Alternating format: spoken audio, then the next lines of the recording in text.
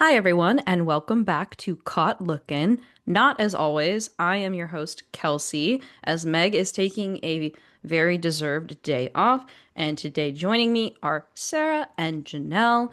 We were supposed to also have Nicole, but she had to drop out last minute. So it's just going to be us three discussing the manslaughter going on in Cleveland right now. So. Please clap for that. Aggravated manslaughter. Beautiful. I love it. That's probably one of the best memes to come out of the season. I love it. It was a thing last year, though, I I was gonna think. The say, like, I manslaughter thing, vaguely yeah, remember it, but I didn't it was a remember thing admin last year, ever and I'm like, doing that is it. gold. Did admin ever really pick up on it, or was that just like a fan meme? Because I I feel like the think it was admin a tweeted it fan today. thing. I feel like Maybe it was there's like, started maybe when they played in what was like the Arizona League together where they represented us. And that was where the meme came from where Chase Mm. was like, swing hard and hit it far like Kyle. Yeah, there's like so much to talk about and also not a lot to talk about because it's actually been kind of delightful to watch the Guardians this week.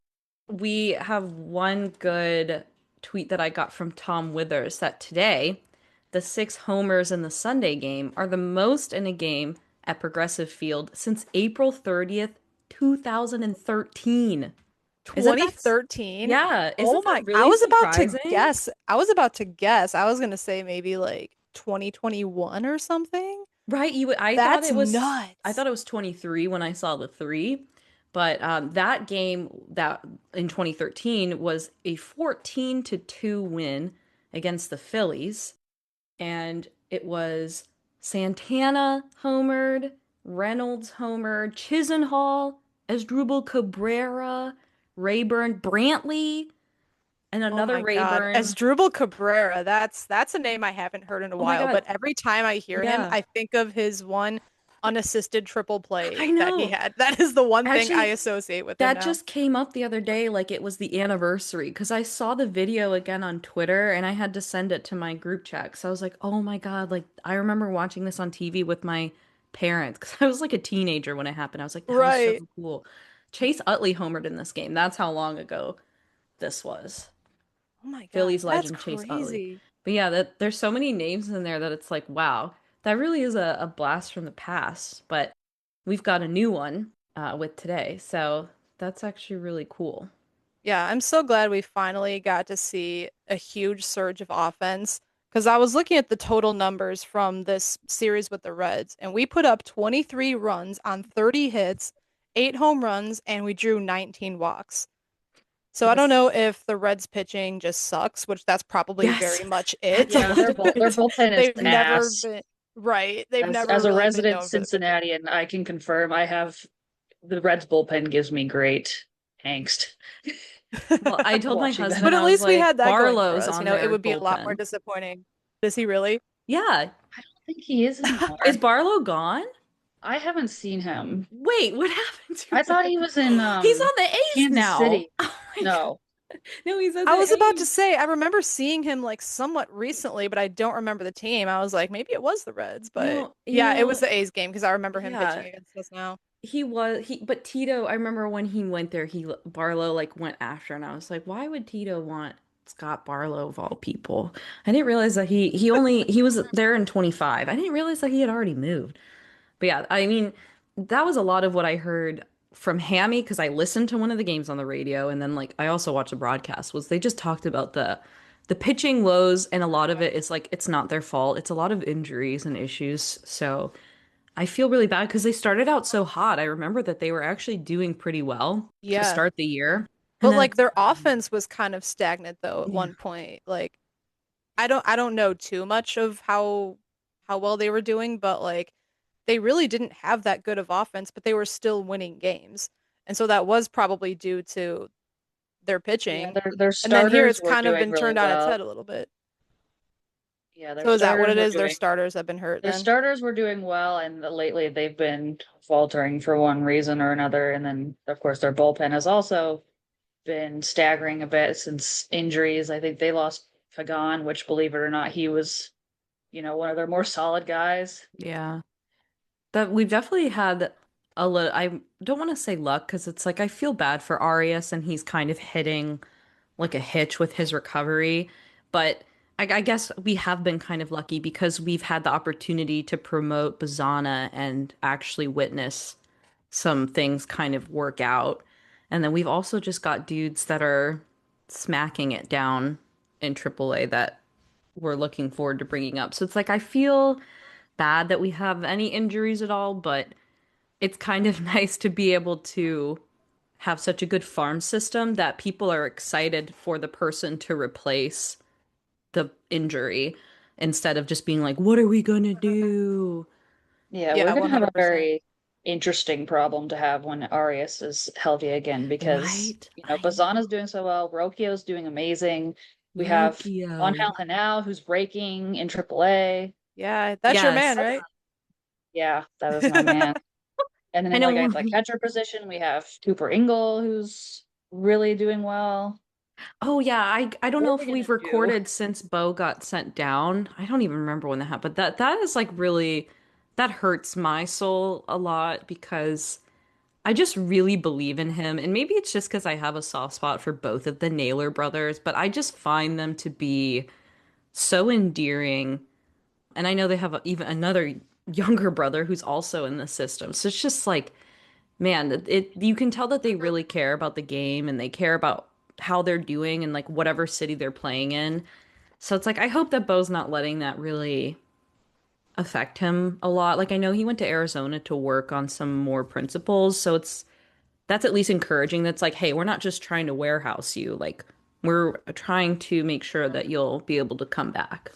Yeah, I think that does send more of a statement rather than just optioning him to Columbus straight away. Yeah. Because, like you just said, it kind of, to me, it seems like they really believe in him and they want him to just go back to basics, just work on his mechanics. And then it'll be interesting when he does get to Columbus to see if he can produce consistently. Because Hmm. we've seen flashes of the player that Bo can be. He can Yeah. be really good. He just has zero consistency. And Hmm. so if he can't find that in Columbus, then I don't know what they're going to do. Even if he does hit well in Columbus, I don't know what they're going to do. There's so many question marks right now with both the catching position Hmm. and with Arias, which I'll get to shortly. But going back to the catchers, like I can't see them having three catchers, four technically if you count David Fry, I on was their like, yeah, roster. the other one. And like Hedges has been hitting well too. They just traded for Bailey, so like if they did want to promote Naylor, like I have no idea how they're going to do that. So I Hmm. don't know if they're trying to just cook up some trade ideas with like I don't know. I feel like that's probably what they're doing with Arias though. I feel like they're going to have to trade Arias because there's just Mm. no spot for him on the roster when he comes back. You don't want to touch Rokio or Bazana because they are both doing amazing. Like do not mess that up. It's a shame how well Arias was hitting before he got hurt, but Yeah. like we found something that's working consistently and like I don't want them to throw a wrench in that. And so I think the only possible scenario is that if they trade Arias, like package him with someone else or something. But I mean, he upped his value a little bit in trade value before he got hurt, so that's at least something going for him. But yeah, there's so many question marks and I just don't really know what their plan is, but like it will be interesting to see what they do, considering how aggressive they've been in promoting guys too. I mean, I think they're gonna make some moves. Hmm. I can see that, and it's been kind of weird because like the last couple seasons, I feel like we've really been like watching from the outside. Like we've never really made like really big moves, but I'm really sad to say, and I know that Michaela will also be really sad, but I don't know if Kwan is going to stay, and Yeah, maybe we were that would be talking part about of the that. deal because it's just like I don't know if we recorded since moving him down. I think that was just a couple days ago. He's not in the leadoff spot anymore, and it's working. And Yeah, that was the right decision. yeah, and that sucks. Like Kwan's my favorite player. Like listeners might not know this. We had like a holiday party for Christmas, and Michaela brought us all baseball cards based on our favorite players and our favorite colors. And I said that like mine was purple and my favorite player was Kwan. Like I have a Kwan City Connect jersey and I have a Kwan t-shirts. It's like Michaela and I are in cahoots or in the ring for who's the most the biggest fan of Kwan. So it's like it really hurts. But at the end of the day, it's like if he does better, I mean, he took a couple walks today, and maybe it's just going to help take that pressure off of him. I want him to stay. Like, I don't want to give up on him yet, and I know a lot of people already have, and they want to do something else or just get rid of him or, all these things. But I don't know. I'm just not ready. I'm not ready, and I'm never going to be ready. But I think that would maybe be a tantalizing deal to somebody in come trade season, even if Quan doesn't necessarily get a ton better by that time. Obviously, there he's a gold glove and he has a lot of defensive potential and a lot of offensive things that a different club could work on for him. I'm Hmm. sure he would love to go out west where he's from, but I don't really want to get rid of him. But an Arias Quan package would be probably pretty hard to turn down once he's Right. healthy. Yeah, no, honestly, I think you echoed like my exact thoughts on that situation too, because I mean, if you ask me right now, I do think that the writing's on the wall for Quan. I think not extending him this offseason was kind of the indicator Yeah. that they're going to trade him, which really does suck. But there's always a possibility that they don't, but like his value is obviously still there. I really don't think this slump is going to like tank his value that much because the league has seen the kind of player he's been. And he's been consistent since his rookie year. Yeah. And not only offensively, but defensively too. So, like, I really can't see this hindering his trade value. But yeah, I do think he'll probably go out west somewhere. Since that was all the speculation last year. I was talking to Michaela about it at the game yesterday. She knew the teams that were pursuing him last year, and like most of them, I think outside of the Blue Jays, were West Coast teams. So maybe he'll end up on maybe the Dodgers. I hope not. Oh my The God. Giants, Anybody but the Padres. Dodgers, please. They don't I need would be Anybody but the anybody. totally okay with Dodgers. him on the. I'd be okay with him on the Giants or the Padres I because was I gonna do like say both of those San teams. Diego sounds like, isn't that? I don't even remember if that's where he's from, but it always pops up in my head. I think he's from San Francisco. I think I could be because wrong though. his It's close college to team Oakland. was the same color, like was orange, I think. Didn't he play for like a in college? And I don't remember. I'm really exposing Oh yeah, myself Oregon as State. yeah. That's Yeah, why yeah, it yeah. always comes in my. That's why I'm like, oh my God, San Diego, it's orange. And the Giants need help too because they suck right now. I Like I know. would hate to see him go to a bad team, but like he could really help them. So maybe he can, I don't know, maybe he can help them do Join. He can better. join up with Brennan and restore And yeah, with Will order Brennan. I to loved everything. Will. He was so Nicole and cute. Michaela will definitely be part-time Giants fans if that happens. Well, Nicole already is. Him and Tyler Freeman, it was like the handsome man Olympics over there. They're just so both of them are so cute. And Quan are just oh my God, all so cute.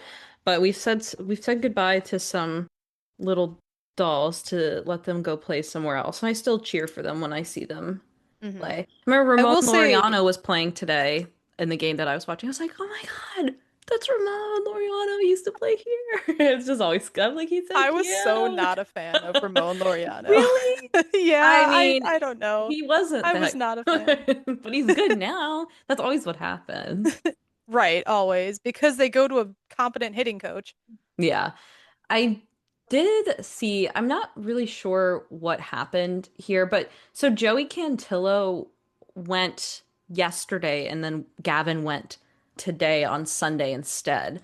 I thought I saw some people reasoning why that was, and I cannot remember what it was. I don't know if either of There you was have. some They said explanation to it. they wanted to spread out the two pitchers who Was it were Slade not and going Tanner? as because they wanted to like stagger the two pitchers who like aren't going as far into games to kind of save the bullpen so you're not having two like heavy bullpen days in a row. But I don't know.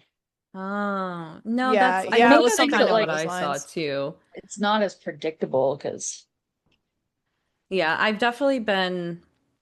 I've always had my problems with Tanner, and seasoned listeners will know this, that I've kind of always, yeah, we all think of him as like a hothead, and he has a little bit of trouble with his mindset when he's on the mound. And I know that Sarah's gonna defend him, but I do start to see that with Slade now, and he's starting to get on my nerves too, where it's just kind of like Gavin has like bad outings, obviously. Like his twins outing was not good, but he was able to kind of, figure it out today. And I see like a more consistent, like stoic build from Gavin. And it's just with like Tanner and Slade. When they're emotional in the good moments, it's like, oh yeah, that's so cool. Yeah, Mm-hmm.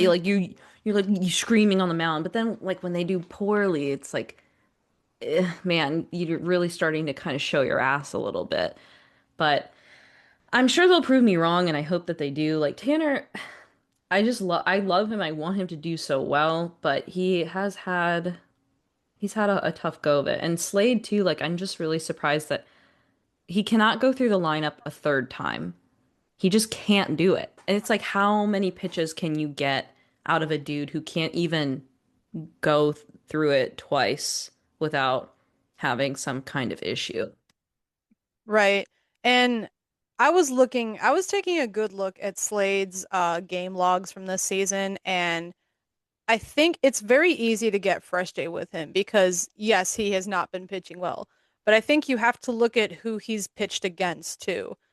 He's Hmm. pitched against some of the best offensive teams in the league. He went up against the Astros. They're number one in hits in the AL, number two in team batting average. He pitched against the Braves, who obviously lead the entire MLB in hits and batting average. The Braves are a powerhouse.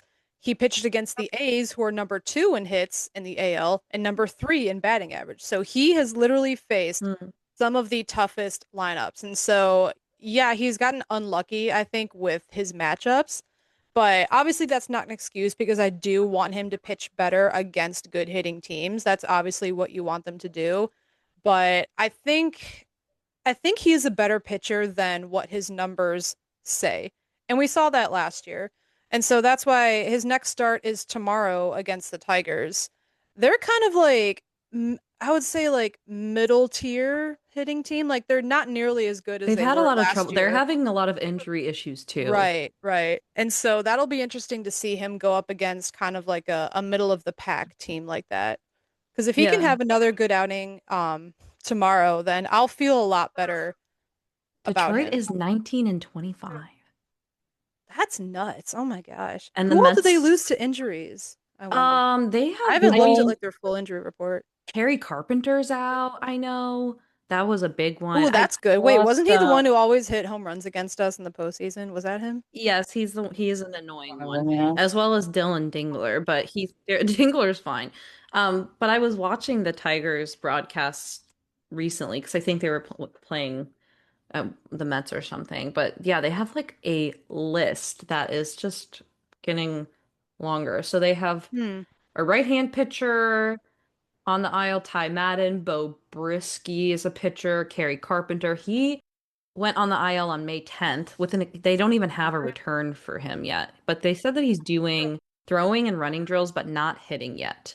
Glaber Torres, that was the other big. Oh, that's right. I did hear about that. He's expected to return late May, so he went out though on May 6th. So he's been gone for a minute now. Another pitcher, Troy Melton, and then Scooball, of course, Hmm. of course, he Scribble. Does he have Yeah. a an expected date back yet? June, it says. He actually started throwing already. I only know Wow. that because he's on my fantasy team. And I got a notification that was like Which one Scooball is it, your throwing. undefeated team or the other team Um, that got your okay. first win this week? I think he's on my undefeated team. Well, wait, that the one that I am losing in actually is going to win today. So we are up on the come up. I have two fantasy teams, and one is 0 and 6, and the other one is 6 and 0. So everyone watch this space for. Oh my God, my one that's winning all it's 213 to 195. So I might go 7 and 0 with that team. Ooh. Anyways, Yeah, I think Justin you're capable. Verlander's out too, one of their Mhm. pitchers. I didn't realize they were having this many pitcher. Has he even pitched this year, He went on the Verlander? I IL on don't think April so. 4th, which the Like season that's like started So after he's his barely first pitched. start or something. Oh, he threw a 50 pitch, 3 inning simulated game on May 15th and showed improvement. So they're expecting him back end of May, early June. So it looks like they're, oh, Javier Baez. That's another name that I know. Oh He's yeah. he has a right ankle sprain. Forgot about him. Yeah, so Trey Sweeney, Parker Meadows. Oh my God, I forgot Parker Meadows was he had the really bad concussion out in the outfield on that one play. That it was on April 9th. Like it was Oh yeah, really that was a while I ago. can't it He's says still out mid for to that? late season because he Oh got a my concussion, God. but he also fractured the left radius bone in his arm. Holy shit. Yeah, I had no idea. But yes, it's like the Tigers, that'll be an interesting series to bring it all the way back to Slade. I feel, not their rival and stuff, but like I do feel bad. That really does suck because the Tigers were just so dominant last Yeah. year. Obviously, as we all know what I happened mean, with that. depending on how the Cavs do tonight, I won't feel too bad for them. So we'll see tomorrow.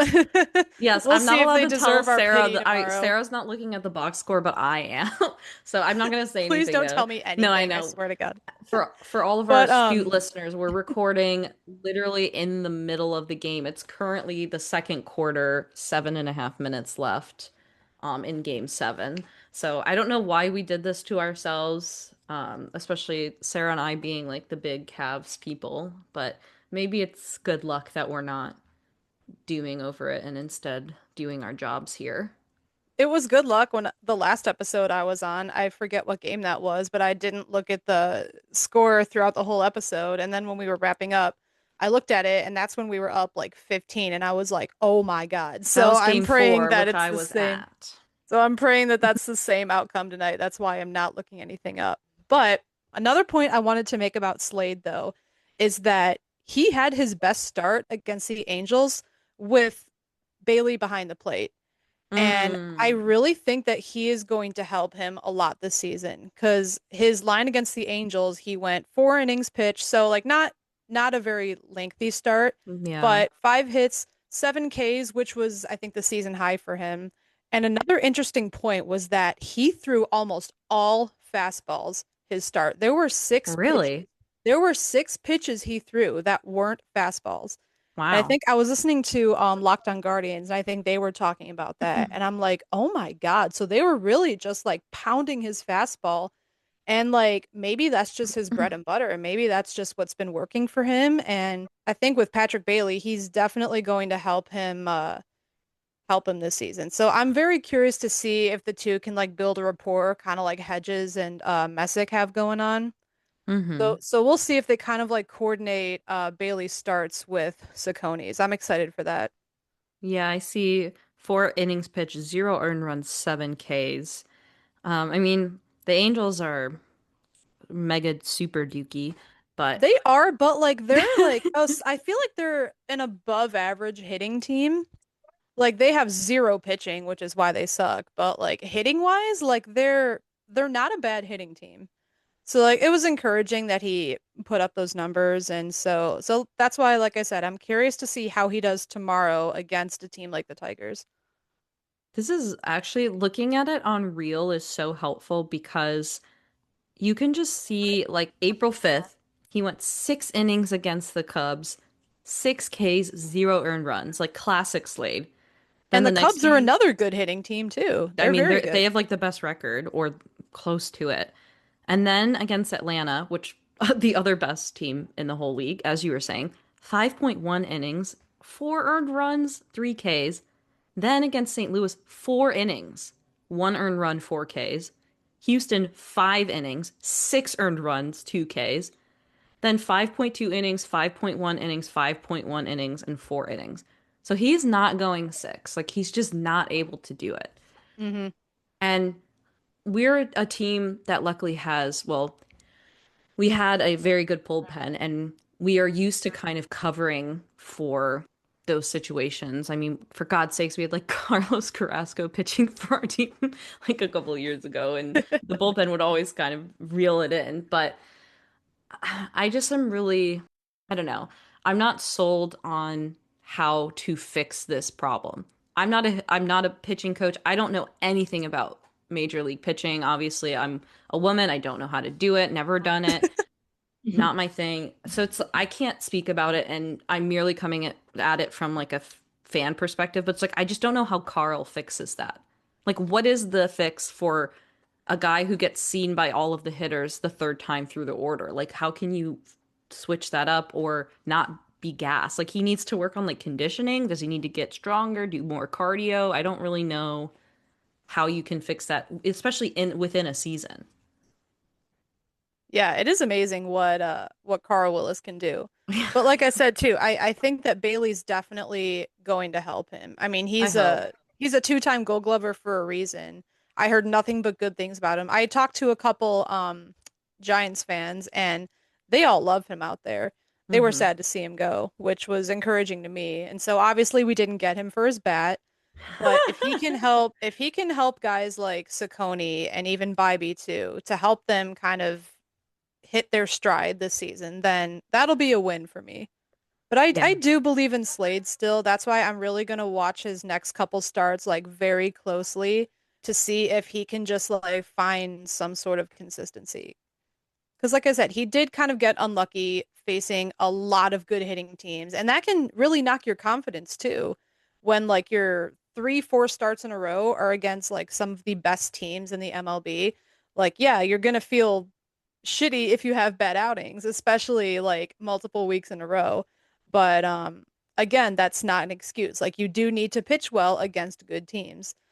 And so I think maybe it is just like a confidence thing too. He just needs to get his confidence back. But yeah, I'm excited to see his next couple starts though. So we'll see how he does tomorrow. Yeah, I've definitely been impressed with Joey. Um, I remember when he like first started pitching. It was around the same time that we had Carlos Carrasco pitching, so I think it was a couple years ago now. But he did have kind of a rough start, and I don't know if we ended up like sending him back down at one point, but he's really had a very good go of it so far. And he's run into trouble and he gets traffic on the bases, but he for such a young guy, like he keeps his cool really well. And I enjoy Yes. watching him on the mound. Like not to shit on Tanner more, but like watching Joey on the mound, it's just kind of more of a pleasant experience for some reason.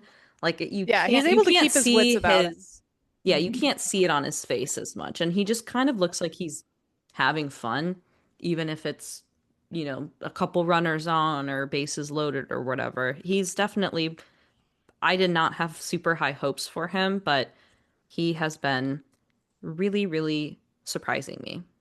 I agree. And I think what impresses me the most about Joey is his ability to get out of jams. Because Hmm. there's several times where he's walked a couple guys in a row or like loaded the bases, but then he is locked in and then he'll strike out two guys or he'll find ways Yeah. to end the inning without doing much damage. Him And and so that's something Parker. that I've been very impressed with.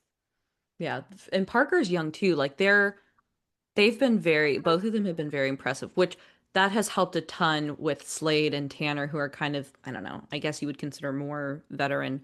Uh, and it just shows that no matter what age or like what season you're in, you're gonna have like with Kwan, you're gonna have these issues. Sometimes your season's just not gonna go super well, or it's not gonna start well, and you have to kind of have this like come to Jesus moment of like, how am I going to come at this? So Hmm. I want Tanner to do well, I want Slay to do well, and I want Kwan to do well. Actually, to pull it all back, I Jose today. Kaylee got a video of Jose wearing the helmet after his home run, and he was like, "Thank God," because Finally. yeah, Yeah, he's yeah, had he his own needed that troubles, for but it's sure. like that's so cute, and like that's such a great way to lead by example. Is Hmm. like he doesn't over pimp it or like he doesn't treat it like it's nothing. Like he knows he's admitting what's going on and he's Right. He's making light acknowledging of it. it. Yeah, and that I mean everyone I've been seeing lately say that Angel is like the protege to Jose now, and I've never really noticed it before, but like I've noticed it this weekend for sure. Like it really does feel like they are super close and that Jose is definitely like putting his aura into Angel. I hope to God that you're right. And no, that is something that I think I noticed it last year, just how closely Angel just like hangs around Jose. Like I've heard that like those Mm-hmm. two are like best buds in the clubhouse. They're always in the And dugout Angel together. just like Angel admires Jose. I've heard that said too, that like Jose was just like a role model to him. And Hmm. it's got to be awesome for him to like actually have that mentor as a teammate. And so I think Jose sees it too. He probably wants to take him on as like a little protege, like you said. And Well, God, and it's for it to working pay so off. far, Yeah, I man. was like, it's so cool to see him do like go crazy like this. Like him and Bazana have been really, and Chase, forget Chase is like literally it's his first season. Like seeing all three of them kind of really get into it has been really inspiring It's too. been so much fun. Oh my gosh. Yeah. And going back to Bazana again, just watching his at bats are just Mm-hmm. phenomenal because he reminds me so much of just a prime Stephen Kwan. That was the Yes. first thing what He Kwan's takes rookie year. walks. Right, that was He the gets on first thing base. I Why is it noticed always about on base? Right, exactly. Exactly. But that was the first thing I noticed about Kwan his rookie year was his ability to see pitches and his plate discipline was just like outstanding for a rookie. And that's why I'm like, this guy is going to be a superstar. And watching Bazana, he has that same exact approach. I mean, I think it was 2 games ago, he had that 12 pitch at bat. And I think his next at bat, he saw like 9 more pitches. He is so smart in the box and he has such a good eye and it's just so much fun to watch him too. Like imagine pitching to prime Stephen Kwan and Travis Bazzana back to back. Like that is a pitcher's worst nightmare. And Chase DeLauter, throw in Chase in there too. That has to be like the worst combo of hitters I could possibly think of to pitch to, that is. Yeah, and to be able to move Jose around and kind of fiddle with the lineup is really showing that Vogt puts a lot of trust in these guys. And even if, he admits that Quan is like needs to move down, it's like Rokio saying that he wants to be the ninth hitter. Like that is just so Riz, so sauce, so aura, so cool.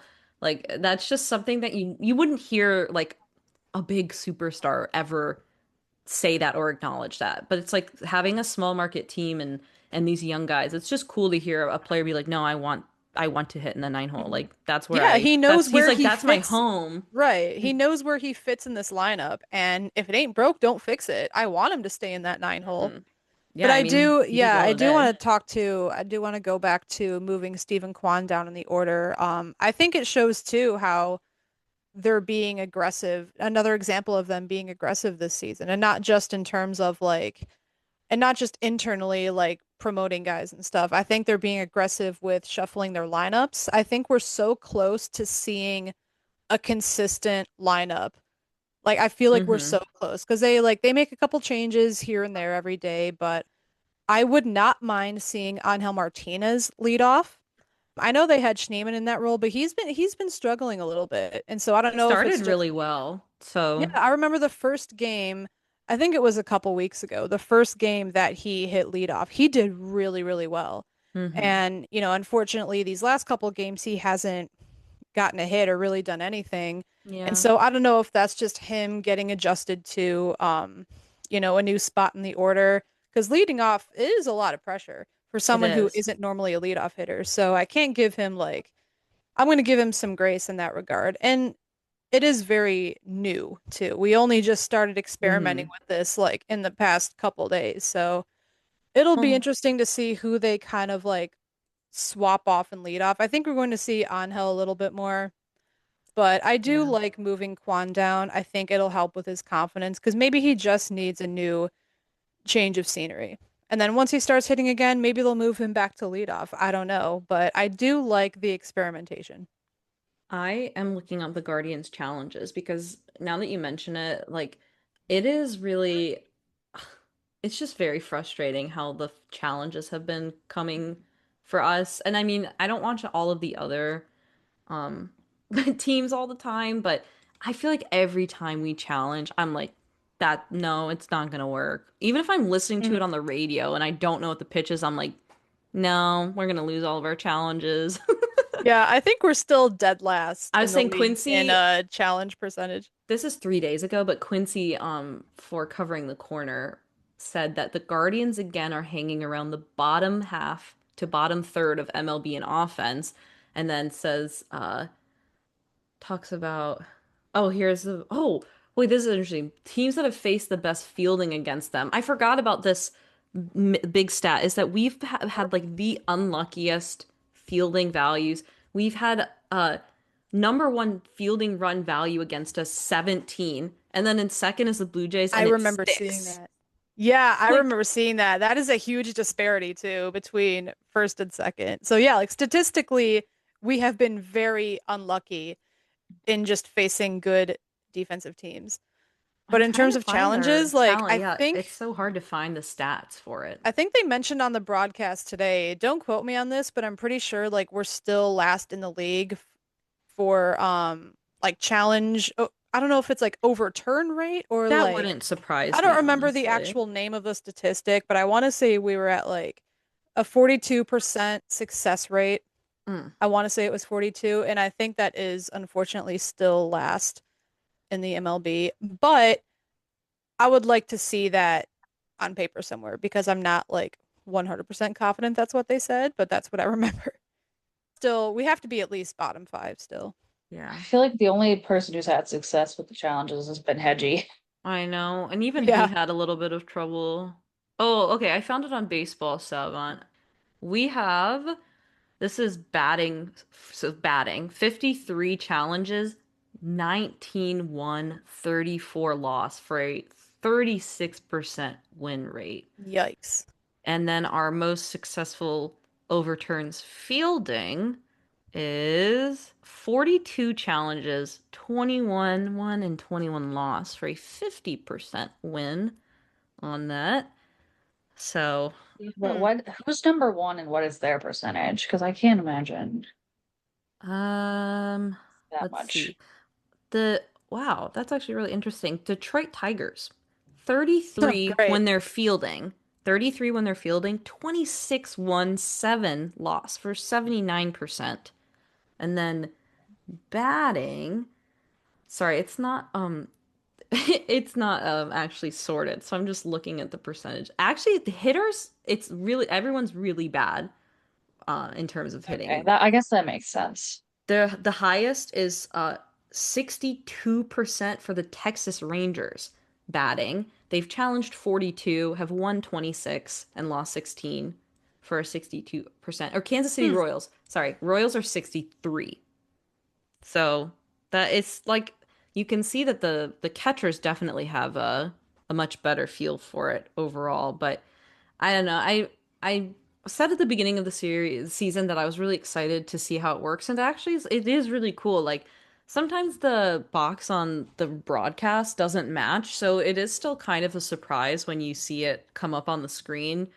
But I definitely have not high hopes. Like I'm always kind of on the downer, like, oh yeah, that's not gonna be a good challenge. But I don't Yeah. know why you talk about Quan remind me because I feel like he maybe has not had a good time challenging recently. Like I don't think he's seeing the zone as well, which is just weird. Like I don't really get how that happens to a player and what causes that kind of inner turmoil. Right, Yeah. and that tells me that that's just like some sort of mental block that he has to get over because we have seen how well he knows the Mm. zone. Like He's that's just like a challenged natural innate talent that he has. He's challenged 7 times and he has won twice. Oh my gosh. He's a I'm surprised he's only 29%. challenged 7 times too. Like Yeah, they I get being a lead off hitter, like you want to be very careful and not yeah. challenging too early on, but even still, like I'm surprised he's only challenged 7 times. That's actually pretty high. I'm going through players now and I mean, there's a lot of ones and a lot Who of challenges the twos. most? I'm curious. Let's see if I can actually sort it because that would be really helpful. Oh, okay. Gary Sanchez for Milwaukee, 16. That's the highest. Hmm. Then Nolan Schanuel for the Angels, 14. Jose Altuve, 13. Jose Altuve, though, he is at a 69% win percentage. The two guys that have challenged the most are below 50. So Jose is like, I guess you could say he probably has like the best eye because he's challenged a lot while also winning. He also has the smallest zone because Yes, he's he's very small. short king. That is true. That's funny you say that because I feel like I've never seen Jose challenge a call. So like Yeah. every time he's done that, I must not have been watching because I feel like I can't recall a single time I've seen Jose actually challenge a pitch. The catcher that is challenged the most is William Contreras for Milwaukee. So I don't know if that points to Milwaukee's policy as being pretty lenient, seeing as both for batter is the highest and for catcher. He has won 31 and lost 22 for a 58% win percentage. Hmm. I actually don't see Austin. Oh, Austin Hedges, he's got 25. So Contreras has challenged twice as many pitches as him with What is 53. Hedges' success rate? Hedges is, let's see, let me scroll back to where he is 16 and 9 for a 64% win Okay, rate. nice. So, yeah, I mean maybe Contreras they only have like one backup pitcher or catcher, so we shuffle through a few different Yeah, options. Contreras is definitely their everyday Yeah. catcher, and he's a really good hitter too. So he plays a lot more than Mo Hedges, which challenged 13 times and lost 8 and won 5 for a 38% hmm, win percentage. So, yeah, that's I'm sure that interesting. he's going to work on that. Oh, David Fry has challenged 3 times and he's lost all 3 of Oh, David, them. Sorry. no more challenging for you. Nobody wants to hear us read off stats, but that's on Baseball Savant. So you can read like they have it by team and player, and that was actually really helpful to see.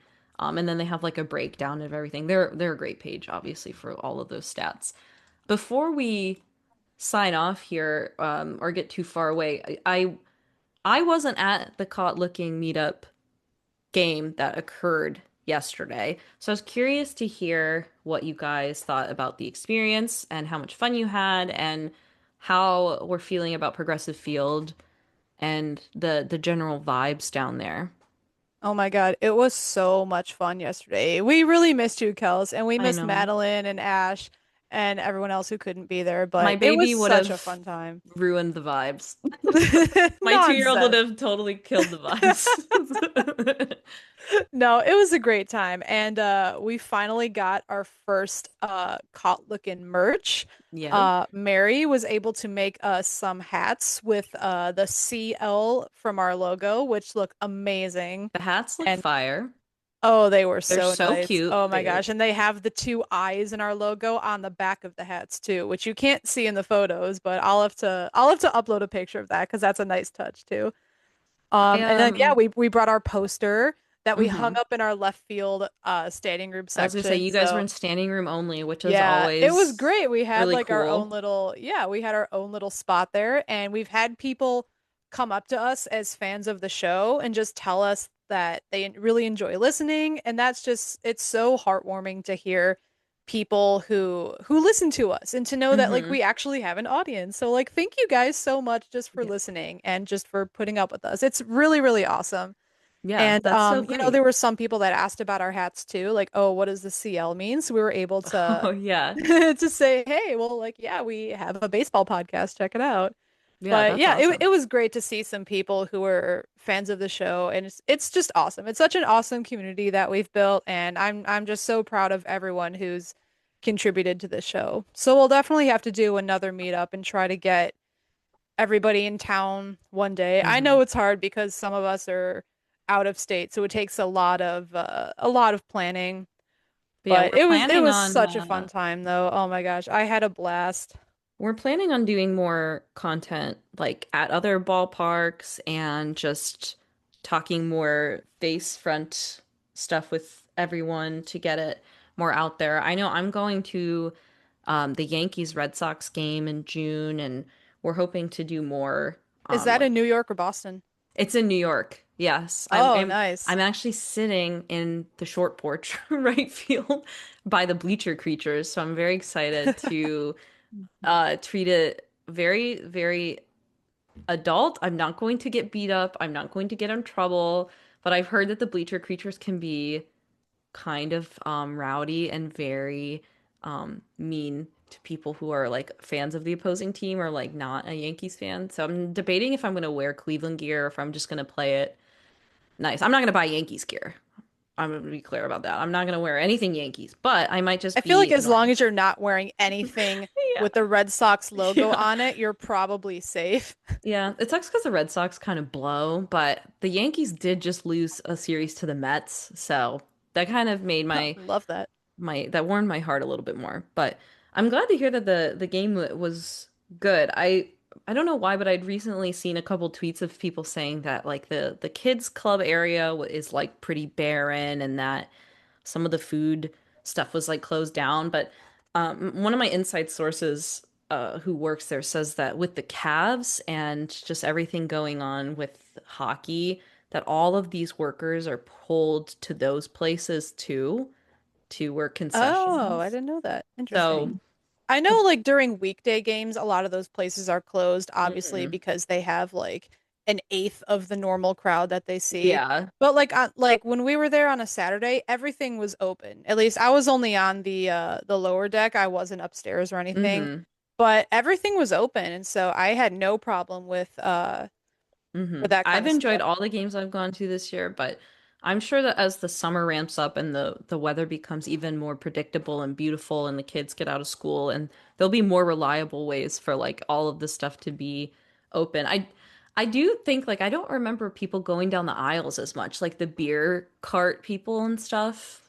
But I mean, I've the They were there. I was at the game last Monday, and I did see quite a few of the vendors walking up and mm, down the steps, at least in the section that we were at, which was behind third base. But like, now that I think about it, prior to that, I don't think I've seen them a lot either. yeah, right? It's maybe So just I kind of wonder, Mandela yeah, I affecting wonder what's up myself. with Maybe that. I'm just like misremembering. But I mean, the weather has been like so up and down here, so we'll definitely have to get together again and have like a girly pop meetup at one of the games as we get more into the summer. Yeah, we definitely should. And we were lucky that the weather was so nice too. Oh Like my it, God, it rained yes. only a little bit on our way there, but once we got to the stadium, it was just beautiful weather the whole time. So we got very lucky with that. Oh, and we also started some chants over where we Oh were at. So if yeah. you were at the game and you heard a Haji, Haji Oh chants, that yeah. was our group. I think That's the people in front of us were a little annoyed, but I mean, hey, that's what you get when you're in standing room. So Well, I think that we've covered pretty much everything for tonight. Meg will be back next week, and I'll probably host another one in the next month or so. I was out for a few weeks because I had nose surgery, and I'm all fixed now. So hopefully I can take over for Meg a little more so she gets her very much deserved breaks. But otherwise, we'll see you guys next week for another episode. As always, well, not as always, I'm your host, Kelsey, and be sure to follow us on your favorite podcasting app and all of our social channels, which is going to include TikTok very soon as we do more front facing things. But whether you're here for hot takes, heartbreaks, or home runs, don't get caught looking. Go guards go Go guards, Cards, go and go Cavs. Cavs. go Cavs.